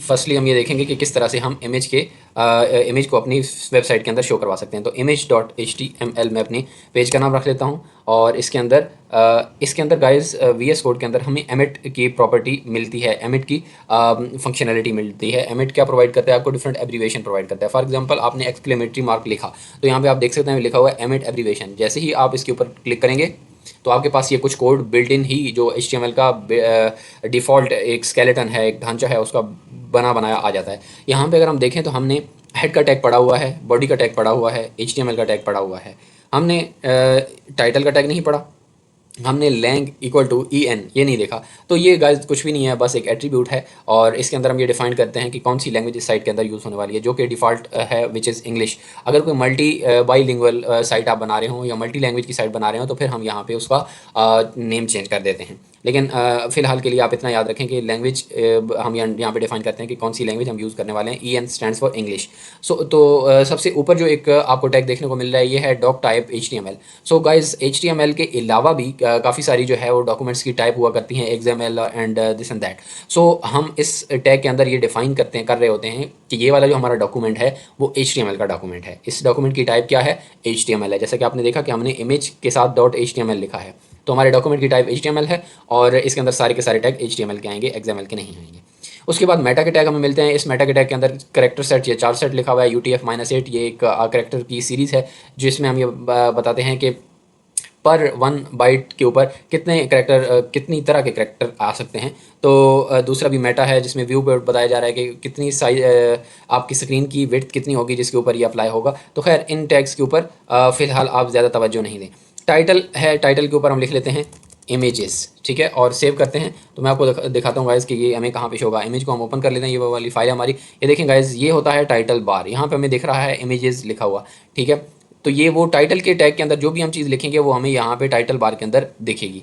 जैसा कि अब हम अगर इसको चेंज करें और इसको हम कुछ कर दें, IMG कर दिया, सेव किया और इधर आके हम इसको रिफ्रेश करते हैं, F5 प्रेस किया मैंने, तो यहाँ पे आप देख सकते हैं IMG लिखा हुआ आ गया। So this is title tag. अच्छा, आगे बढ़ते हैं और हम इसके अंदर H1 का टैग लगा देते हैं और इसके अंदर लिखते हैं how to attach image in HTML। इसको सेव करते हैं, आके देखते हैं F5 हमारे पास लिखा हुआ आ गया, how to attach image in HTML। हम इसको अलाइन। उसके बाद गाइस आ जाते हैं हम इसके नीचे और हम अब इमेज लगाना सीख रहे हैं। तो इमेज का टैग है, कुछ इमेज के नाम से ही होना चाहिए था, बिल्कुल इसी तरह है, उन्होंने IMG के नाम से टैग बना के दे दिया हुआ है। एंटर करते हैं। हमारे पास 2 attribute by default VS code ने लगा दिए, एक SRC स्टैंड्स फॉर सोर्स और एक ALT है, मीन्स अल्टरनेटिव। तो SRC के अंदर हम देते हैं वो एड्रेस कि इमेज कहाँ पे पड़ा है। सही है, ये बात आपने बहुत ध्यान से सुननी है। इसके लिए क्या है कि हमारी इमेज की फ़ाइल खुद जिसके अंदर हम उस इमेज को कॉल करेंगे, हमने ये देखना है कि वो फाइल कहाँ पड़ी है। वो फाइल पड़ी है सेकंड HTML ट्यूटोरियल के फोल्डर के अंदर, ये पड़ी है वो फाइल जिसके अंदर हमने कॉल करना है इमेज को। किस इमेज को? जो कि इमेजेस के फोल्डर के अंदर एडिट बैनर के नाम से मौजूद है। तो मैंने इसके ऊपर हॉवर किया तो आइटम टाइप PNG फाइल लिखा हुआ आ रहा है, आप देख सकते हैं। इसको राइट क्लिक करके भी आप देख सकते हैं, प्रॉपर्टीज़ के अंदर जाकर यहाँ पे भी ये फाइल टाइप के साथ लिखा हुआ है .png, यानी कि हम एडिट स्पेस बैनर के साथ .png लगाएंगे। देखें, जो भी आप फाइल हो बेहतर है उसके नाम के अंदर वाइट स्पेस हटा दें। एडिट इसका नाम रख लेते हैं कुछ IMG ही रख देते हैं, सही है, ईजी रहेगा कॉल करना। तो हमने क्या करना है, यहाँ से अगर उस इमेज को कॉल करना है इस फाइल के अंदर रहते हुए, तो सबसे पहले तो हम इस फोल्डर के अंदर जाएंगे और फिर इसके नाम से इसको कॉल करेंगे और इसके नाम के साथ इसकी डॉट के साथ टाइप भी लिखेंगे। ये बिल्कुल ऐसे है कि आपने अली को कॉल करना है और कमरा नंबर रूम नंबर B के अंदर अली मौजूद है, तो पहले आप रूम नंबर B में जाएंगे, फिर अली को कॉल करेंगे, तब आपको अली मिल जाएगा। सिमिलरली कंप्यूटर के अंदर भी आपने जब इमेज की फाइल के अंदर मौजूद हैं तो आपने IMG की फाइल को कॉल करना है, तो वो किस रूम के अंदर पड़ी है, ना ऑडियो के अंदर है, ना इमेजेस के, ना वीडियो के अंदर है, जबकि इमेजेस के अंदर है। इमेजेस के अंदर जाएंगे और यहाँ से इसको कॉल करेंगे। तो उम्मीद है गाइस आपको बात समझ आ गई होगी, अगर नहीं आई तो दोबारा इसको सुन लीजिए। मैंने ये बोला है कि इमेजेस के फोल्डर के अंदर हम जाएंगे, फॉरवर्ड स्लैश लगाएंगे, तो क्या हुआ, इमेजेस के कमरे का दरवाज़ा ओपन हो गया और इसके अंदर क्या क्या पड़ा है, VS कोड हमें खुद से भी बता रहा है कि इसके अंदर IMG.png पड़ा हुआ है। तो हम लिख देंगे IMG.png, यही हमारी फाइल का नाम था। इसको सेव करते हैं और हम जाके ओपन करके देखते हैं आउटपुट क्या बना हमारे पास। इसको हम रिफ़्रेश करते हैं, ये देखें ये सेंटर में आ चुका था और ये इमेज हमारे पास यहाँ पर शो हो गई है, जो कि इमेज बहुत बड़ी है जिसकी वजह से ये स्क्रॉल बार नीचे भी आ रहा है। तो देखें गाइस, हॉरिजेंटली स्क्रॉल जो है वो बिल्कुल भी आपकी साइट के लिए अच्छा नहीं है, तो आपकी साइट में कभी भी नहीं आना चाहिए, ये आपकी साइट को इररिस्पॉन्सिव बनाता है। तो इसको रिस्पॉन्सिव रखने के लिए आपकी साइट के अंदर कभी भी हॉरिजेंटल स्क्रॉल बार नहीं होना चाहिए। तो हम यहाँ पे एक प्रॉपर्टी और भी होती है, ALT के साथ आल्ट को भी हम देखते हैं बाद में। विड्थ की प्रॉपर्टी है, आपने इमेज को कोशिश करनी है हाइट कभी भी नहीं देनी है, क्योंकि वो आपकी इमेज की रेजोल्यूशन को ख़राब कर देगा। सो आपने इमेज को हमेशा से हमेशा विड्थ देनी है। तो विड्थ इसको अपनी मर्जी से कुछ 500 पिक्सल भी दे सकते हैं, 1000 पिक्सल भी दे सकते हैं। मैं इसको 1000 पिक्सल दे रहा हूँ और इसको F5 प्रेस करता हूँ, तो आप देखें कि इमेज का साइज़ छोटा हो गया है। अब देखें अलाइन सेंटर का एट्रीब्यूट हमारे पास होता अगर इमेज के टैग के अंदर, तो हम वो लगा लेते, लेकिन अनफॉर्चुनेटली इमेज के साथ अलाइन सेंटर का कोई एट्रीब्यूट नहीं है, तो हमें लेकिन सेंटर का टैग हमारे पास मौजूद है। तो HTML की मदद से हम इसको, HTML के सेंटर टैग की मदद से हम इसको सेंटर में कर सकते हैं। ठीक है, तो गाइस आप देख सकते हैं कि किस तरह से हमने इमेज को सेंटर में कर लिया हुआ है। तो इस तरह से हम इमेज को लगाते हैं। अब हमने देखना है कि आल्ट एट्रीब्यूट का किस तरह से क्या तरीक़ाकार है, इसका क्या यूज़ है। तो इसके अंदर ये उस सूरत के अंदर होता है कि अगर इमेज आपका किसी वजह से लोड नहीं हुआ है, तो आल्ट के अंदर जो भी चीज़ लिखेंगे वो अल्टरनेटिव के तौर पे दिखेगी। तो हम यहाँ पे लिख देते होते हैं, फॉर एग्जांपल लोगो की इमेज हो तो हम उसके अंदर लिखते हैं कि लोगो पिक। ठीक है, तो यहाँ पे ये बैनर इमेज है बेसिकली, तो हम यहाँ पे लिख देते हैं बैनर इमेज। ठीक है, और इमेज का के एड्रेस में कोई गलती कर देते हैं, इमेजेस फोल्डर का नाम है ना, तो हम इमेजेस 1 कर देते हैं। यहाँ पे सेव किया, इधर आए तो इमेजेस 1 तो है नहीं, तो उसको मिलेगा ही नहीं, तो इमेज लोड ही नहीं हुई। इमेज लोड नहीं हुई तो लिखा हुआ आ गया आल्ट में जो हमने लिखा था विच इज़ बैनर इमेज। सही है गाइस। ठीक है, तो हम यहाँ पे इसको जाके ठीक कर दें। तो अब आल्ट वाला में नहीं दिखेगा क्योंकि इमेज हमें दिख रहा है। तो ये रहा इमेज के, हम इमेज को किस तरह से यूज़ करते हैं। हमने इसके 3 एट्रीब्यूट देखे, इमेज के टैग के SRC, आल्ट और विड्थ। सही है, और हमने सेंटर का टैग पढ़ा कि किस तरह से हम अपने टैग को सेंटर में किया कर सकते हैं। हम एक नई फाइल बनाते हैं गाइस, जिसके अंदर हम वीडियो को अटैच करेंगे। कंट्रोल N प्रेस किया मैंने तो एक फ़ाइल ओपन हो गई है। मैं इसको कंट्रोल S से सेव करता हूँ और यहीं पे इसी फोल्डर के अंदर मैं यहाँ पे लिखता हूँ video.html। सही है, और इसके अंदर जो है वैसा ही हम एक्सक्लेमेटरी मार्क लगाते हैं और एंटर कर देते हैं, और यहाँ पे लिख देते हैं वीडियो, जो कि हमें टाइटल में दिखेगा, और यहाँ पे H1 का टैग लगा लेते हैं, और इसके अंदर हम अलाइन का ये सारा लिखने के बजाय हम इधर आते हैं और इसको कॉपी करते हैं और यहाँ पे पेस्ट कर देते हैं। हाउ टू अटैच वीडियो कर देते हैं यहाँ पे। सही है गाइस, और यहाँ पे देखें इमेज था तो IMG का टैग था, वीडियो है, वीडियो लगानी है तो वीडियो नाम का टैग हमारे पास मौजूद है। हमने सिंपली वीडियो लिखना है और यहाँ पे भी देखें वही सेम SRC आ गया, यानी सोर्स जरिया, कहाँ से वो वीडियो उठ के आएगी। सेम प्रोसीजर है। हमारी वीडियो किस कमरे के अंदर पड़ी हुई है, किस फोल्डर के अंदर पड़ी हुई है। हमारी वीडियो पड़ी है वीडियो के फोल्डर के अंदर, वीडियोज़। आपने स्पेलिंग बिल्कुल ठीक लिखना है ताकि वो वीडियो प्रॉपर लोड हो सके। और ये बहुत बड़ा नाम है, इसका नाम गाइस स्मॉल कर लेते हैं कोई, वीडियो। और आपको इसकी टाइप पता होनी चाहिए। राइट क्लिक करके प्रॉपर्टीज़ में जाएं ताकि आप इसके नाम की टाइप .mp4 है, तो हम जब इसको कॉल करेंगे तो हम लिखेंगे video.mp4। अब चलते हैं SRC के अंदर, यहाँ पे लिखते हैं वीडियोस स्लैश ओपन हो गया, और देखिए उसने खुद ही अंदर से फैच कर लिया कि उसके अंदर एक फ़ाइल पड़ी है जिसका नाम है video.mp4। इसको सेव किया और अभी आके हम आउटपुट देखते हैं। वीडियो वाली फ़ाइल ओपन करते हैं, तो यहाँ पे आप देख सकते हैं कि वीडियो हमारे पास लोड हो चुकी है लेकिन इसके साथ कोई भी ये एक इमेज की तरह लग रही है, इसके साथ कोई भी हमारे पास कंट्रोल्स नहीं आ रहे इसको प्ले करने वाले, इसको आगे फॉरवर्ड मूव करवाने के लिए, प्रीवियसली बैक मूव करवाने के लिए, या फिर इसको वॉल्यूम जो है वो अप डाउन करने के। तो हम आते हैं कोड के अंदर, हमारे पास एक यहाँ पे एट्रीब्यूट मिलता है कंट्रोल्स, इसको हम लगाते हैं, सेव करते हैं, और अब जाके हम इसको फ्रेश करते हैं। तो F5 प्रेस किया हमने और ये देखें आप control. Welcome to ZEF Technology, your go-to channel for coding tutorials. Technology news on emerging tech. ठीक है गाइस, तो इस तरह से वीडियो हमने अटैच कर ली। इसका हम वॉल्यूम कम ज़्यादा कर सकते हैं, यहाँ से इसको हम फुल स्क्रीन भी कर सकते हैं। एस्केप प्रेस करता हूँ ताकि इसको बैक कर सकूँ। तो अब इसको भी अगर हमने सेंटर में करना है तो इसके लिए भी कोई अलाइन का एट्रीब्यूट हमारे पास मौजूद नहीं है, तो हम गाइस पहले भी पढ़ चुके हैं, हम क्या लगाएंगे, बिल्कुल सही आपने बोला, सेंटर कर देंगे हम इसको, और सेंटर को क्लोज़ कर देंगे और F5 प्रेस करेंगे तो हमारी वीडियो भी सेंटर में हो चुकी है। बहुत इजी है। और इसी तरह अब तीसरी चीज़ हमारे पास जो हमने बोली थी ऑडियो, तो ऑडियो को हमने बनाने के लिए कंट्रोल N प्रेस करते हैं, कंट्रोल S प्रेस करते हैं सेव करने के लिए, और इसका नाम रख देते हैं audio.html और इसको सेव करते हैं। यहाँ पे एक्सक्लेमेटरी मार्क लगा के एंटर पर प्रेस कर देते हैं। यहाँ पे ऑडियो लिखते हैं और नीचे आके हम कॉपी कर देते हैं यहाँ से और इसके अंदर पेस्ट कर देते हैं। और यहाँ पे हम लिख देते हैं how to attach audio in HTML, और यहाँ पे देखें जैसे वीडियो बनानी थी तो वीडियो का टैग था, इमेज बनाना था तो IMG, इसी तरह ऑडियो लगानी है तो ऑडियो के नाम का टैग मौजूद है। Similarly just like the video tag, हम ऑडियो के फोल्डर के अंदर जाएंगे, ऑडियोज़, और उसके अंदर song.mp3 के नाम से एक फ़ाइल पड़ी हुई है। ओके हो गया, हम देख भी लेते हैं, मैं आपको दिखा देता हूँ। ये ऑडियोज़ के फोल्डर में हम आए और यहाँ पे ये सॉन्ग, और इसकी टाइप क्या है, इसकी टाइप है MP3। ठीक है, तो MP3 टाइप की ये एक फ़ाइल है। हम आते हैं इसके अंदर और अपना ऑडियो ओपन, तो हमने इसको ओपन किया, फ़िलहाल हमें कुछ शो नहीं हो रहा। उसकी वजह यह है कि हमने सेव नहीं किया। कंट्रोल एस प्रेस करते हैं और अब जाके इसको रिफ़्रेश करते हैं। देखिए how to attach audio in HTML, लेकिन वीडियो नहीं, ऑडियो नहीं आ रही है। हम देखते हैं कि क्या इशू हुआ है हमारे साथ। audio/song.mp3 हम यहाँ पे कंट्रोल्स नहीं लगाए, इसके अंदर कंट्रोल लगाना मस्ट है, वरना आपको ऑडियो की फ़ाइल कुछ भी नज़र नहीं आएगी। हमने सेव किया तो हमें यहाँ पे ये नज़र आ गया। अब इसको चला के देखते हैं।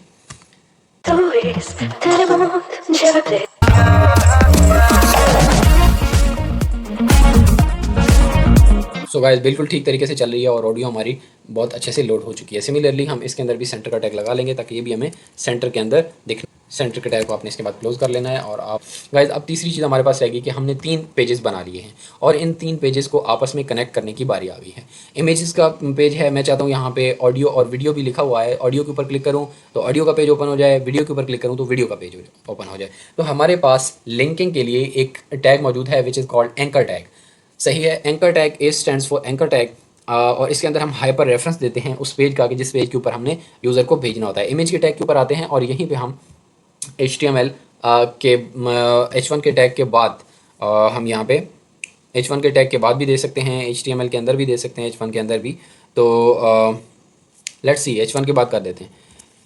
एंकर टैग लगाया हमने और यहाँ पे हम लिख देते हैं वीडियोस और एंकर टैग क्लोज है। और यहाँ पे क्योंकि वीडियोस के पेज पे भेजना है तो वीडियो के पेज का लिंक देंगे हम यहाँ पे।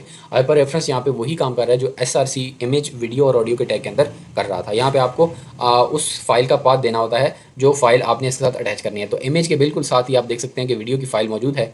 फोल्डर के अंदर हम आते हैं और देखें इमेज की फ़ाइल के साथ ही वीडियो की फ़ाइल भी मौजूद है। तो हम डायरेक्टली कॉल कर लेते हैं, हमें किसी फोल्डर के अंदर जाने की ज़रूरत नहीं है। तो हम यहाँ पे लिख लेते हैं video.html, यही फाइल है हमारे पास वीडियो की। और हम इसको सेव करते हैं और ये हमारे पास लेफ़्ट साइड पे कहीं दिखेगा, यहाँ पे इस साइड पे। हम इसको रिफ़्रेश करते हैं तो ये देखें वीडियो लिखा हुआ हमारे पास आ गया है। और इसके साथ हम अगर ऑडियो भी लगा लेते हैं, कॉपी करते हैं और पेस्ट करते हैं और यहाँ पे हम लिख देते हैं ऑडियोज़ और यहाँ पे हम ऑडियो की फ़ाइल का लिंक दे देंगे और इसको सेव करते हैं और F5 प्रेस करते हैं। यहाँ पे ऑडियो आ गया। तो वीडियो के ऊपर मैं क्लिक करूँगा तो वीडियो का पेज ओपन हो गया। बैक करता हूँ, ऑडियो के ऊपर क्लिक करूँगा तो ऑडियो के ऊपर मूव कर जाऊँगा। सिमिलरली गाइज आप क्या करेंगे, यही चीज़ आप कॉपी करेंगे और वीडियो के ऊपर लगा देंगे और यही चीज़ कॉपी करके आप ऑडियो के ऊपर भी लगा देंगे। ऑडियो और वीडियो के ऊपर लग गई। अब ऑडियो के ऊपर रहते हुए हमें ऑडियो पे तो जाने की ज़रूरत नहीं है। हम होम के ऊपर जाएंगे या इमेजेस के पेज पे जाएंगे तो यहाँ पे हम image.html कर देते हैं। और वीडियो के ऊपर जाने के लिए, अब वीडियो के ऊपर तो वीडियो के लिंक की ज़रूरत नहीं है तो यहाँ पे हम इमेजेस लिख देते हैं और यहाँ पे वीडियो के बजाय इमेज कर देते हैं। सेव किया और हम आके यहाँ पे रिफ़्रेश करते हैं।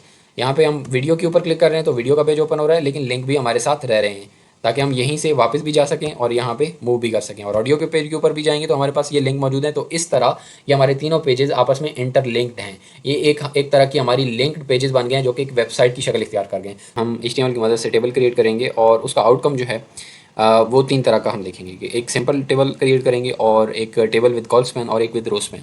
तो हम इसको डिस्कस करेंगे कि कॉल स्पैन क्या चीज़ होती है, रो स्पैन क्या चीज़ होती है। तो सबसे पहले हम देखते हैं कि टेबल जो है, सिंपल टेबल जैसा कि ये है, हम इसको किस तरह से क्रिएट कर सकते हैं। जो भी ये टेबल हमें नज़र आ रहा है स्क्रीन के ऊपर, इसके अंदर देखिए टेबल कोई भी होता है तो उसके अंदर रोज़ होती हैं। जैसे ये एक रो है हॉरिजेंटल और इसके अंदर कॉलम्स हैं। जैसे ये एक कॉलम है स्टूडेंट नेम, दूसरा, तीसरा और ये चौथा। तो 4 कॉलम्स हैं इसके अंदर टोटल। और नंबर ऑफ़ रोज़ देखें तो कितनी है, नंबर ऑफ़ रोज़ भी इसके अंदर 4 ही हैं। ठीक है, तो एक अगर एग्जैक्ट यही बनाना है तो हम यही बना सकते हैं और डिफरेंट बनाना तो वो भी बना सकते हैं। तो स्टार्ट करते हैं कि हम ये HTML की मदद से किस तरह से क्रिएट कर सकते हैं। मैं एक फ़ोल्डर बनाने जा रहा हूँ सबसे पहले HTML 3rd लेक्चर और इसके अंदर हम फाइल क्रिएट करेंगे। तो मैं ओपन करता हूँ हमारे पास VS कोड को और इसके अंदर Ctrl+N प्रेस करता हूँ, Ctrl+S प्रेस करता हूँ ताकि मैं इसको सेव कर सकूँ। Ctrl+N के बाद मैंने Ctrl+S प्रेस किया और मैं यहाँ पे अपना HTML 3rd लेक्चर इस फोल्डर को ओपन करता हूँ और मैं फ़ाइल का नाम रख देता हूँ index.html। ठीक है, सो गाइस इसके अंदर हम कोडिंग स्टार्ट करते हैं। एक्सक्लेमेटरी मार्क डालते हैं और एमिट एब्रीविएशन खुद ही इसके अंदर आ जाएगा।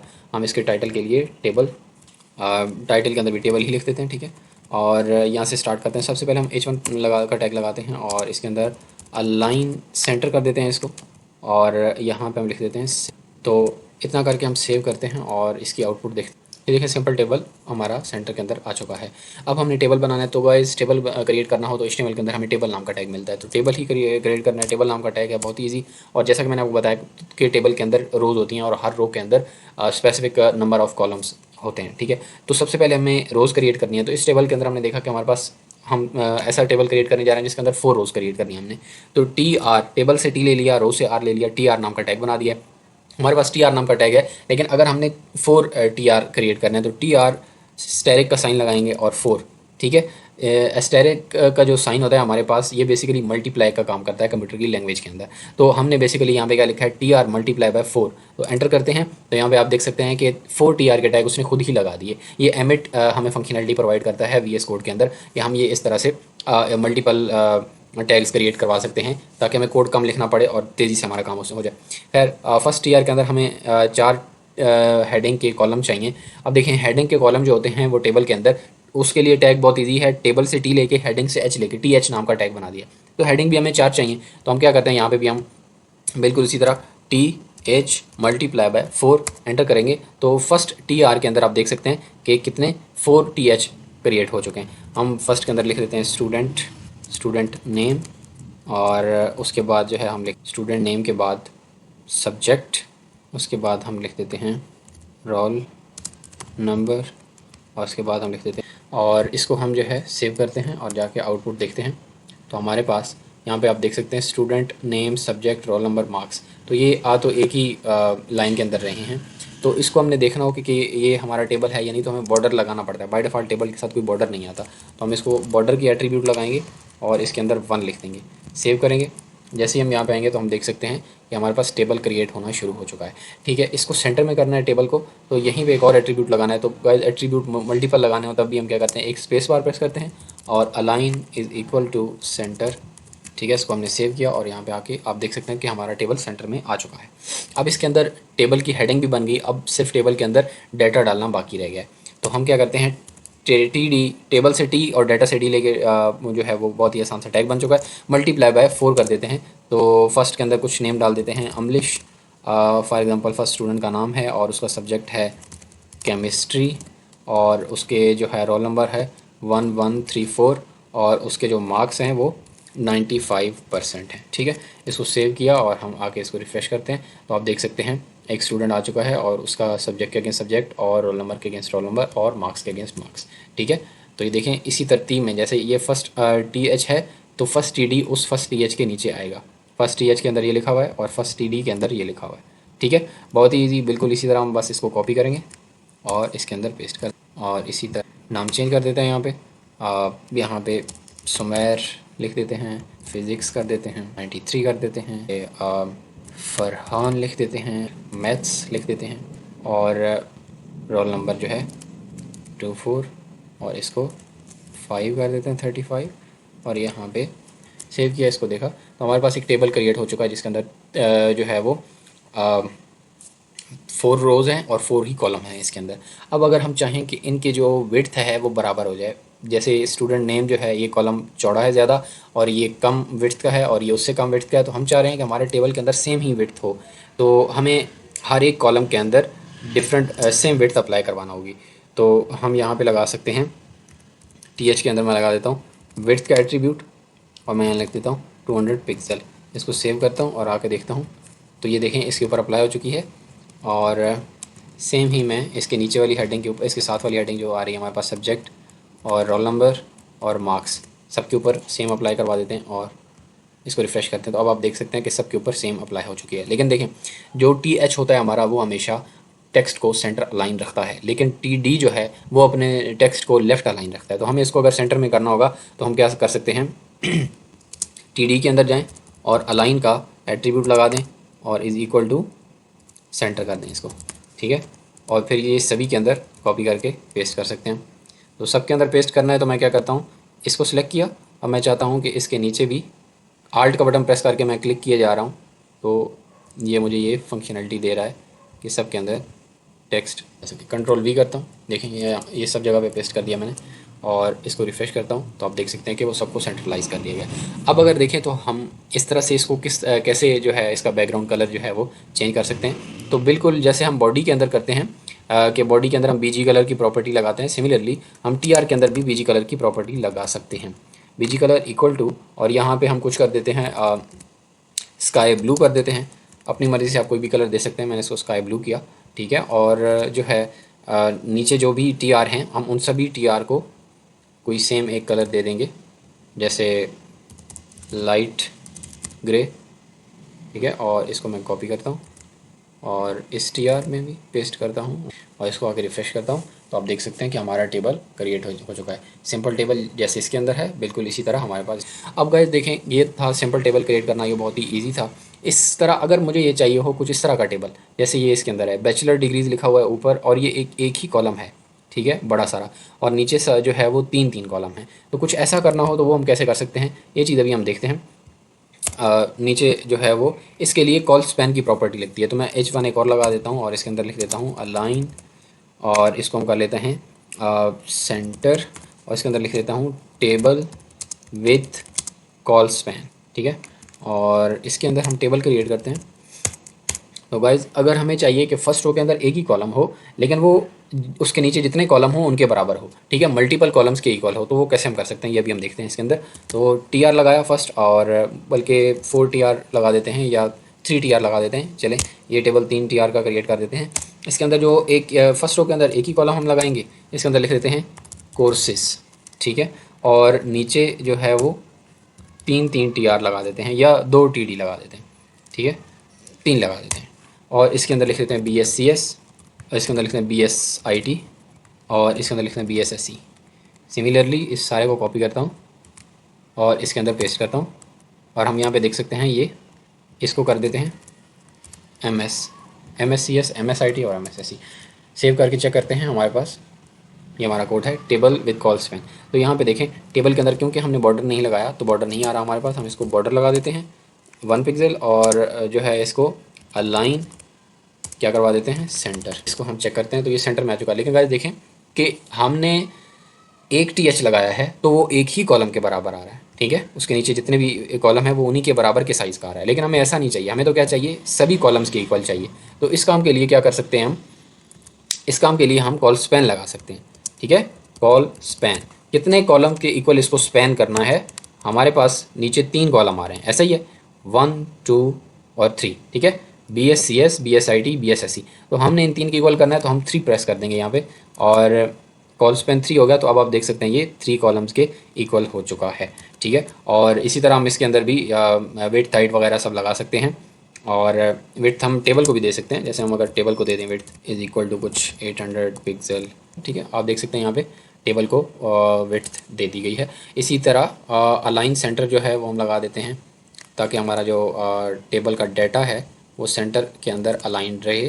तो हम बस वैसा ही करेंगे जैसा हमने पहले किया था, इन सब TD के अंदर ये पेस्ट कर और सेव करके इसके आउटपुट देख सकते हैं, ठीक है। तो ये था हमारा कॉल स्पैन। इसको कलर दे देते हैं ताकि अच्छा लगे। तो फर्स्ट TR का कलर जो है वो हम BG कलर, आप अपनी मर्ज़ी से डिफरेंट भी दे सकते हैं, ज़रूरी नहीं है। तो मैं इसको चेंज कर रहा हूँ, ऑरेंज कर देता हूँ। ऑरेंज की स्पेलिंग हम ठीक कर देते हैं, ठीक है, ऑरेंज। और जो है वो नीचे वाले जो TD हैं उन पे BG का, ठीक है। तो गाइस कोई भी कलर आप स्किन जो आपको बेहतर लगे, आपको अच्छी लगे तो वो आप लगा सकते हैं इनके अंदर, ठीक है। तो ये था हमारा टेबल विद कॉल स्पैन। इससे पहले हमने सिंपल टेबल देख लिया, कॉल स्पैन टेबल देख लिया। अब हम कुछ इस तरह का अगर हमने टेबल क्रिएट करना हो कि जिसके अंदर एक कॉलम लेफ़्ट साइड के ऊपर हो जो कि मल्टीपल रोज़ के इक्वल हो। जैसे पहले हमने देखा कि एक कॉलम बनाया जो कि काफ़ी बड़ा कॉलम था और मल्टीपल कॉलम्स के इक्वल था। इसी तरह अब हम बनाने जा रहे हैं एक ऐसा कॉलम जो मल्टीपल रोज़ के इक्वल स्पैन हुआ। फर्स्ट रो के अंदर तो 4 कॉलम हैं, जबकि सेकंड और थर्ड के अंदर 3 कॉलम हैं। तो कुछ इसी तरह का कॉलम टेबल हम क्रिएट करने जा रहे हैं। फर्स्ट रो के अंदर हम 4 टोटल रोज़ इसकी क्रिएट करते हैं हम 3, और फर्स्ट जो है उसके अंदर हम TD मल्टीप्लाई बाय 4 कर देते हैं, ठीक है। और इसके अंदर हम लिख देते हैं BS बैचलर्स डिग्री, ठीक है। और उसके बाद बैचलर्स डिग्री में यहाँ पे आ जाता है BSCS, और यही कॉपी कर लेते हैं हमारे पास, ठीक है। और यही तीनों जो है वो हम यहाँ पे भी कॉपी कर लेते हैं और यहाँ पे भी कॉपी कर लेते हैं, ठीक है। तो गाइज इनके अंदर जो डाटा आ रहा है फिलहाल सेम ही आ रहा है, हम इसको चेंज कर लेंगे, बट मेन चीज़ ये नहीं है। मेन चीज़ तो वो है जो हम सीखने जा रहे हैं। तो अब देखा जाए तो ऊपर वाली फर्स्ट रो के अंदर 4 कॉलम है, ठीक है। तो 4 कॉलम हैं और नीचे 3 है, तो इस वजह से हमारा टेबल का लेआउट ख़राब हो रहा है, जिसको हमें ख़राब नहीं होने देना है। टेबल को विड्थ दे देते हैं, विड्थ इक्वल टू 800, और आप देख सकते हैं हमारे पास ये किस तरह से आ रहा है। अच्छा, अब हमें ये बैचलर डिग्रीज़ वाला कॉलम अगर हम बड़ा कर दें, इसको 3 रो के बराबर कर दें, और ये BScs और ये BScs वाले ये जो नीचे 2 कॉलम आ रहे हैं इनको आगे की तरफ पुश कर देगा खुद ब खुद, जब ये वाला कॉलम 3 रो के इक्वल हो जाएगा। तो उस सूरत के अंदर हम क्या करेंगे, इसी रो के अंदर हमने छेड़खानी करनी है, कॉलम के अंदर, सॉरी बैचलर डिग्री वाले के अंदर। तो हम यहीं पे लिखेंगे रो स्पैन, ठीक है, पहले हमने कॉल स्पैन लिखा था, अभी हम लिखेंगे रो स्पैन। कितनी रो की इक्वल स्पैन करना है, 3 रो की इक्वल। सेव किया, F5 प्रेस किया, तो आप देख सकते हैं बैचलर डिग्री, और यहाँ पे अब ये कॉलम हमारे पास एक तरतीब के अंदर आ चुका है। तो यहाँ पे अलाइन सेंटर नहीं लगा हुआ, तो या तो इसको क्या कर लेते हैं, हम हेडिंग बना लेते हैं, खुद ही अलाइन सेंटर हो जाएगा, TH कर देते हैं इसको, ठीक है। और इसको हमने सेव किया और रिफ़्रेश कर दिया, तो अभी आप देख सकते हैं। अब हम अगर इसको कलर करना चाहें, डिफरेंट कलर करना चाहें, तो हम इसी के अंदर आएंगे और इसको कर देंगे BG कलर, ठीक है, और यहाँ पे कर देंगे फॉर एग्ज़ाम्पल मैं इसको ऑरेंज ही कर, ठीक है, और बाकी जो है जितने भी हैं बाकी सभी रोज़ को ग्रे, ठीक है। तो यहाँ पे हमारे पास कुछ थोड़ा सा गलत हुआ है, कोड इजाफी लिखा गया है। तो आप देख सकते हैं किस तरह से हमारे पास रो स्पैन ने एक कॉलम को 3 रोज़ की इक्वल स्पैन कर दिया है, और हमारा डाटा परफेक्टली इसके अंदर एग्जिस्ट कर रहा है। तो गाइज ये थे हमारा टेबल। HTML के अंदर लिस्ट क्रिएट कर सकते हैं, और ऑर्डर लिस्ट क्या चीज़ होती है और अनऑर्डर लिस्ट क्या चीज़ होती है। तो गाइज हमारे पास basically two types of lists होती हैं, एक ऑर्डर लिस्ट और एक अनऑर्डर लिस्ट। तो सबसे पहले हम ऑर्डर लिस्ट को देख लेते हैं। ऑर्डर लिस्ट को क्रिएट करने के लिए ऑर्डर से O लेकर, लिस्ट से L लेके, OL नाम का टैग बना दिया हम लोगों ने। OL प्रेस करते हैं, उसने स्टार्टिंग और क्लोजिंग खुद ही लगा दिया। अब वो ऑर्डर लिस्ट तो क्रिएट हो गई, लेकिन इस लिस्ट के अंदर डिफरेंट आइटम्स हो सकते हैं। देखें लिस्ट हम कब बनाते हैं, जैसे हमारे पास नेम्स की लिस्ट आ सकती है, किसी भी चीज़ की लिस्ट आ सकती है। बाद दफ़ा हमें उसके अंदर ऑर्डर चाहिए होता है, बाद दफ़ा हमें उसके साथ बस बुलेट्स के साथ हमारा काम चल जाता है, ठीक है। हमें उसके अंदर कोई खास ऑर्डर देने की ज़रूरत नहीं होती। जैसे फॉर एग्जांपल कोर्सेज हैं, BScs, BSIT, BSSC, ठीक है, तो इसके अंदर अगर कोई ऑर्डर ना भी देना चाहे तो इशू नहीं है, ठीक है।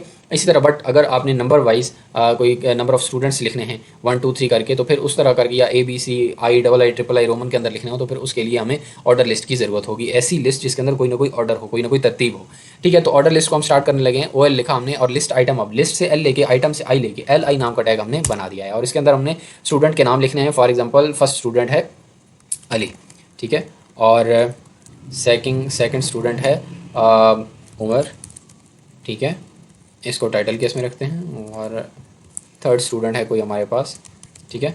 सेव करते हैं, इसकी आउटपुट चेक करते हैं हमारे पास क्या आ रही है इसकी आउटपुट। तो सबसे पहले हम ये देखते हैं कि हमने सेव किस जगह पे किया था। यहाँ पे सेव कर रहा हूँ मैं इसको मैं जैसे ही चेक करता हूँ, तो गाइस आप देख सकते हैं कि हमारे पास एक लिस्ट आ गई खुद ब खुद। ऑर्डर लिस्ट ने ये 1 2 3 खुद ही साथ ऐड कर दिया। जैसे ही मैं इसके अंदर नेम बढ़ाता जाऊँगा, ये खुद ही इसके अंदर ऑर्डर भी बढ़ाता जाएगा। फॉर एग्जाम्पल मैंने एक नया स्टूडेंट और ऐड किया, और मैंने इसका नाम लिखा फ़हद, ठीक है। तो मैंने इसको सेव किया और रिफ़्रेश किया, तो आप देख सकते हैं कि इसके अंदर 4 नंबर खुद ही ऐड कर दिया गया। तो बाय डिफ़ॉल्ट हमें ये भी समझ आया कि ऑर्डर लिस्ट के अंदर बाय डिफ़ॉल्ट जो ऑर्डरिंग है वो इंटीजर है, ठीक है, वो नंबर्स हैं 1 2 3, ठीक है। अगर हम चाह रहे हैं कि ये इसकी जो स्टाइल है ना लिस्ट का, ये नंबर्स ना हो बल्कि ABC की फॉर्म में आए, अल्फ़ाबेटिक हो, तो इसको हम क्या कर देंगे, इसकी टाइप को हम चेंज कर देंगे। टाइप, अब देखें यहाँ पे हमारे पास ये टाइप्स हैं टोटल। बाय डिफ़ॉल्ट वो 1 2 3 की फॉर्म में आता है, और फिर उसको हम चेंज कर सकते हैं कैपिटल अल्फ़ाबेट्स के अंदर, स्मॉल अल्फ़ाबेट के अंदर, कैपिटल रोमन के अंदर, और स्मॉल रोमन के अंदर।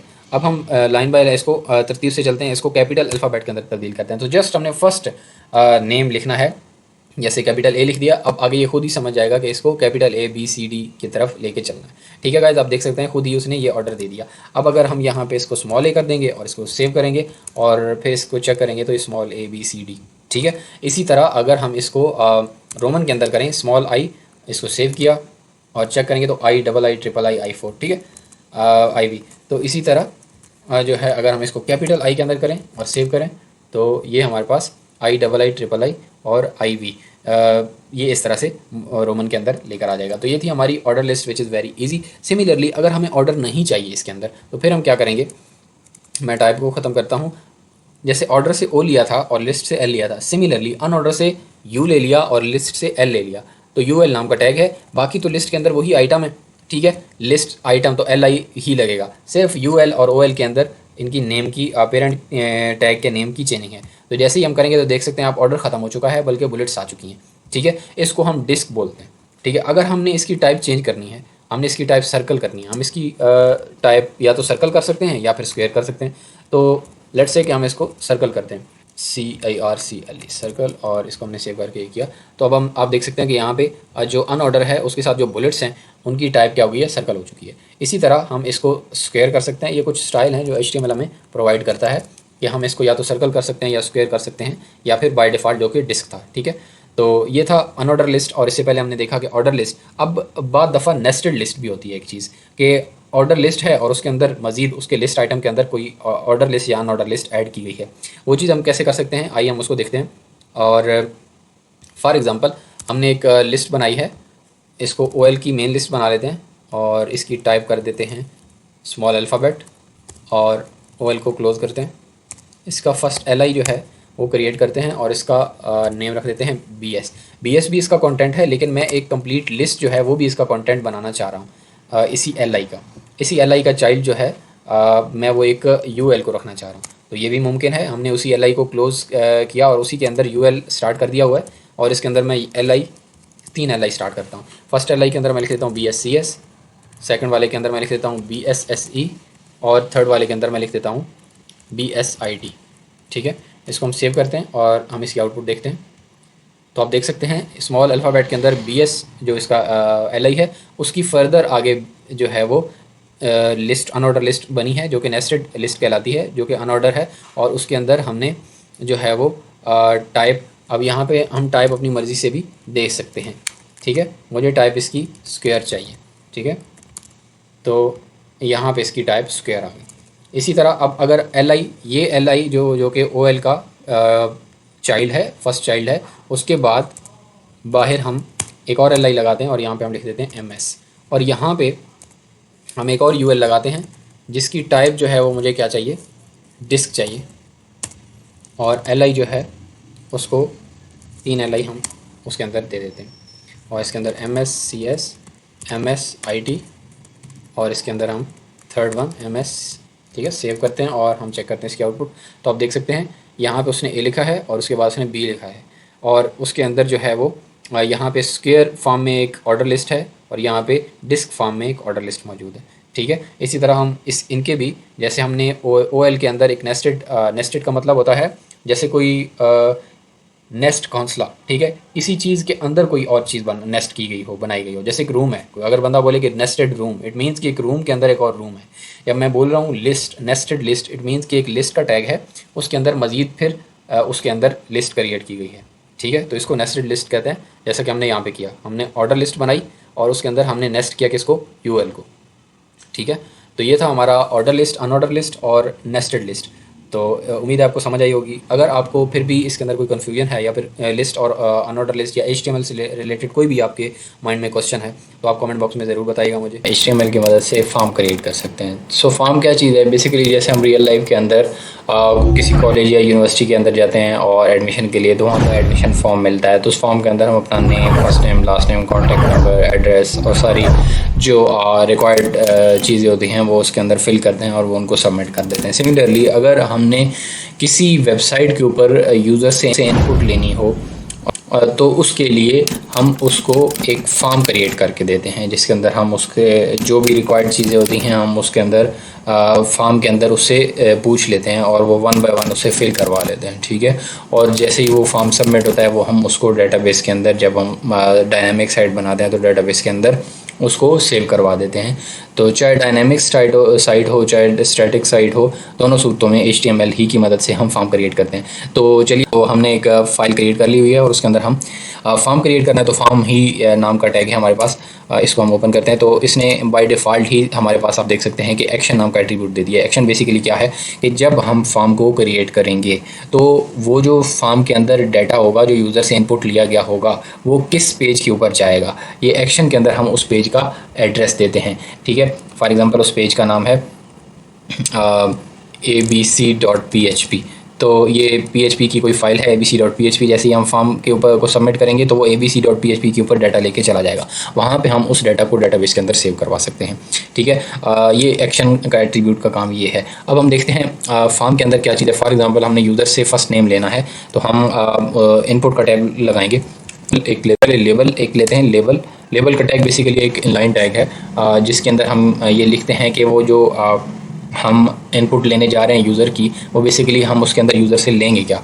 फॉर एग्जांपल मैं लिखता हूँ फ़र्स्ट, तो मैं फ़र्स्ट नेम लेने जा रहा हूँ, तो मैंने लेबल के अंदर फ़र्स्ट नेम लिख दिया और इसकी हम आउटपुट देख लेते हैं। तो आउटपुट देखने के लिए हम इस फाइल को ओपन कर लेते हैं जो कि हमारे पास डेस्कटॉप के ऊपर पड़ी हुई है। डेस्कटॉप के ऊपर हम जाएंगे और 5th लेक्चर है हमारे पास और इसके अंदर हमने सेव करवा रखी है। इसको ओपन करते हैं तो हमारे पास ये देखें फ़र्स्ट नेम लिखा हुआ आ गया, लेकिन वो फील्ड अभी तक नहीं आया क्योंकि हमने फील्ड अभी तक क्रिएट ही नहीं किया। फील्ड क्रिएट करने के लिए हमारे पास इनपुट का टैग है। इनपुट हम यूज़र से ले रहे थे, इनपुट नाम का ही टैग हमारे पास मौजूद है। टाइप बाय डिफ़ॉल्ट जो इनपुट की होती है वो टेक्स्ट होती है और फर्स्ट नेम की सूरत में हमें टेक्स्ट ही चाहिए यूज़र से, तो ओके है हमारे पास। सेव किया इसको और आके हम चेक करते हैं। आप देख सकते हैं गाइज यहाँ पे कि फर्स्ट नेम के अगेंस्ट उसने एक निशान, ठीक है, तो फर्स्ट नेम हम यहाँ पे लिख सकते हैं। सो गाइज एक चीज़ हम और आपने देखी होगी कि बाद दफ़ा टेक्स्ट बॉक्स, इसको टेक्स्ट बॉक्स बोलते हैं, तो टेक्स्ट बॉक्स के अंदर भी लिखा हुआ होता है कि फ़र्स्ट नेम। तो उसको लिखने के लिए हम क्या करते हैं, यहाँ पे प्लेस होल्डर का एट्रीब्यूट लगता है हमारे पास और इसके अंदर भी हम लिख सकते हैं एंटर फर्स्ट नेम, ठीक है। सेव किया और इसको हमने आके रिफ्रेश किया तो यहाँ पे हमें ये लिखा हुआ है एंटर फर्स्ट नेम, लेकिन जैसे हम लिखना स्टार्ट करेंगे ये खुद ही हाइड हो जाएगा, ठीक है, देख सकते हैं। तो इस तरह से ये हम प्लेस होल्डर भी लगा सकते हैं। अब गाइस मैं चाहता हूँ कि फर्स्ट नेम के ऊपर मैं क्लिक करूँ तो इस इनपुट बॉक्स के अंदर क्लिक हो जाए, तो इस पर्पज़ के लिए ही हम लेबल बेसिकली यूज़ करते हैं। तो अब इस फर्स्ट नेम के ऊपर क्लिक हो और ये वाले इनपुट बॉक्स के अंदर क्लिक हो जाए, तो ये फंक्शनैलिटी लाने के लिए इन दोनों टैग्स को आपस में जोड़ना होगा। हमें कोई ना कोई आईडी इसको देनी होगी, यूनिक आईडी दे देता हूँ इसको first_name, ठीक है, और इस आईडी को लेबल के फॉर के एट्रीब्यूट के अंदर लिख देता हूँ, ठीक है। अब जैसे ही मैं फर्स्ट नेम के ऊपर क्लिक करूँगा वो first_name वाली आईडी ढूंढेगा जो कि उसको यहाँ पे मिलेगी और वो उसके अंदर क्लिक कर देगा। हम इसको रिफ्रेश करते हैं और फर्स्ट नेम के ऊपर क्लिक किया, देखा उसने यहाँ पे खुद ब खुद ही क्लिक कर दिया। तो इस तरह से ये हमने क्लिक की बाइंडिंग की है इसके साथ लेबल की मदद से, ठीक है। तो अभी हम एक लास्ट नेम का भी बना लेते हैं इसी तरह से, फर्स्ट की जगह यहाँ पे लास्ट कर देते हैं और यहाँ पे भी हम last_name कर लेंगे और यहाँ पे भी एंटर लास्ट नेम कर लेंगे।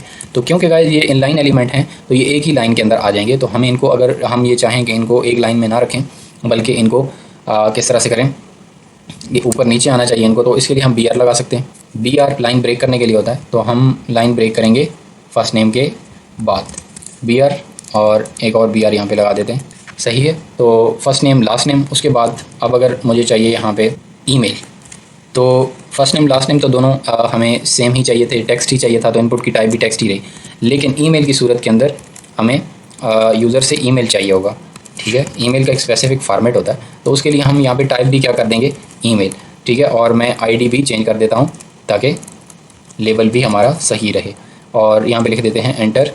तो यहाँ पे आप देख सकते हैं कि यहाँ पे ईमेल आ रहे हैं कि डिफरेंट ईमेल। इसी तरह हमारे पास यहाँ पे पासवर्ड अगर हमने लगाना हो तो उस सूरत में यहाँ पे पासवर्ड लिख देता हूँ, ठीक है। और ये गाइस जो आईडी है वो आप अपनी मर्ज़ी से इसका नेम दे सकते हैं और उसके बाद तो अब यहाँ पे इसकी टाइप मुझे ईमेल के बजाय पासवर्ड करनी पड़ेगी। अब पासवर्ड से क्या फ़ायदा होगा कि हम जो है इसके अंदर जो भी लिखेंगे वो हिडन फॉर्म में आएगा, इनक्रिप्टेड होकर आएगा, ठीक है। So very easy.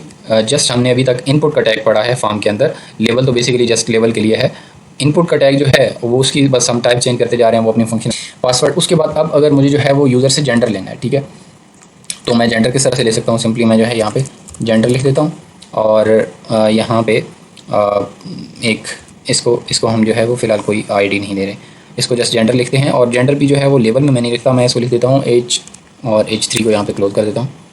और यहाँ पे इनपुट टाइप देखें, जेंडर जो होता है वहाँ पे मेल फीमेल या अदर्स कोई भी हो तो एक ही सिलेक्शन, सिंगल सिलेक्शन के लिए यूज़ होता है, ठीक है।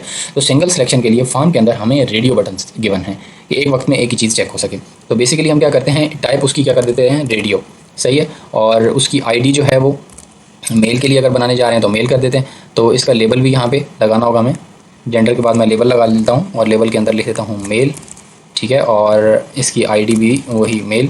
और यहाँ पे प्लेस होल्डर की तो हमें ज़रूरत रहेगी नहीं, तो प्लेस होल्डर हम ख़त्म कर देते हैं और BR यहाँ से इसको सेव करके ज़रा चेक करते हैं कि इसकी आउटपुट को किस तरह से हमें मिले। तो जेंडर और मेल के ऊपर क्लिक करने से ये क्लिक हो रहा है, मीन्स कि हमारे लेबल की बाइंडिंग ये मेल हो गया और यहाँ पे फीमेल और यहाँ पे अदर बनाएंगे, ठीक है। तो फीमेल और इस अदर को हम यहाँ पे टेस्ट ठीक है गाइस, तो इसको सेव करते हैं और आके इसकी आउटपुट देखते हैं। तो हमारे पास ये 3 ऑप्शन है कि कोई पर्सन मेल हो सकता है या फिर फीमेल हो सकता है या फिर अदर्स हो सकता है। ये देखें यहाँ पे लेकिन मल्टीपल सिलेक्शन हो रही है। हमें तो सिंगल सिलेक्शन चाहिए।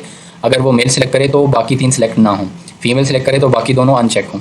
तो ये फंक्शनैलिटी लाने के लिए हमें इसको बताना पड़ता है कि ये सारे किसी एक ग्रुप से बिलोंग कर रहे हैं। ठीक है, सारों के ग्रुप का नेम सेम है। ठीक है, तो इनपुट टाइप रेडियो हो गया, आईडी हो गया। यहाँ पे हर एक रेडियो बटन के अंदर हमें नेम देना होगा और वो नेम सेम होना चाहिए। जेंडर के ग्रुप के हैं तो जेंडर लिख देंगे। ठीक है, कॉपी किया और यही फीमेल भी जेंडर के ग्रुप का है और अदर्स भी जेंडर के ग्रुप का है। ठीक है, तो इसको सेव किया, हम आगे यहाँ पे रिफ्रेश करते हैं। अब मैंने फीमेल सेलेक्ट किया, अदर्स सेलेक्ट किया तो उसने फीमेल को अनचेक कर दिया, मेल सेलेक्ट किया तो उसने अदर्स को अनचेक कर दिया। ठीक है, तो सिंगल सिलेक्शन अब परफेक्टली वर्क कर रही है। सिमिलरली अगर हमें क्या चाहिए हो, मल्टीपल सिलेक्शन चाहिए, जैसा कि मुझे यहाँ पे चाहिए हॉबी और यहाँ पे आ गया हमारे पास क्रिकेट। और तो मल्टीपल सिलेक्शन के लिए हमारे पास रेडियो बटन नहीं है। मल्टीपल सिलेक्शन के लिए हमारे पास यहाँ से हम नेम हटा देंगे। इसके अंदर हमें नेम की ज़रूरत एज सच नहीं है अभी तक। नेम बेसिकली यूज़ होता है जब हमें PHP के अंदर किसी भी यूज़र का गिवन डाटा जो है वो यूज़ करना हो आगे। रेडियो बटन जो है वो सिंगल सिलेक्शन के लिए होता है, हमने पढ़ा है। अब हम मल्टी सिलेक्शन के लिए पढ़ रहे हैं, तो वो हमारे पास चेक बॉक्स होता है। ठीक है, तो चेक बॉक्स की मदद से हम मल्टीपल सिलेक्शन को एनेबल, ठीक है, क्रिकेट हो गया और दूसरा हॉकी कर देते हैं। तीसरा जो है वो हमारे पास फुटबॉल होना चाहिए, तो फुटबॉल। इसको सेव करते हैं और चेक करते हैं कि आउटपुट हमारी क्या आ रही है। तो हॉबी है और इसके अंदर क्रिकेट है, हॉकी है और फुटबॉल, तीनों भी हो सकती हैं किसी की हॉबी के अंदर और एक भी हो सकती है। ठीक है, तो ये मल्टीपल सिलेक्शन के लिए है और ये जो है सिंगल सिलेक्शन के लिए। ठीक है, अच्छा आगे बढ़ते हैं। अभी तक आपने गाइस देखा होगा कि हमने एक ही टैग इनपुट की मदद से टेक्स्ट भी एक फील्ड बनाया, टेक्स्ट की फील्ड बनाई, ईमेल की फील्ड बनाई, पासवर्ड की फील्ड बनाई, रेडियो बटन की फील्ड बनाई और चेक बॉक्स की भी फील्ड बनाई। हर एक टैग एक ही है, जस्ट उसकी टाइप चेंज करने से उसका काम भी चेंज होता चला जा रहा है।